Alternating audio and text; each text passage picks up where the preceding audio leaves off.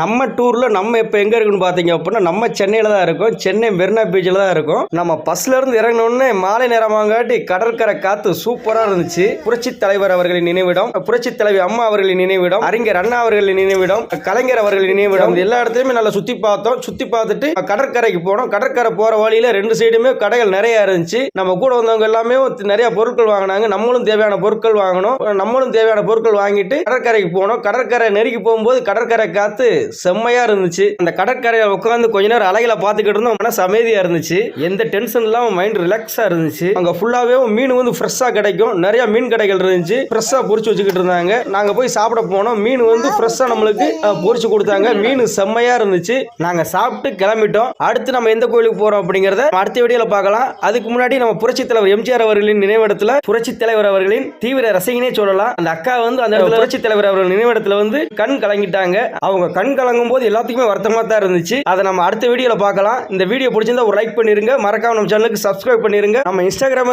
Follow பண்ணுங்க friends.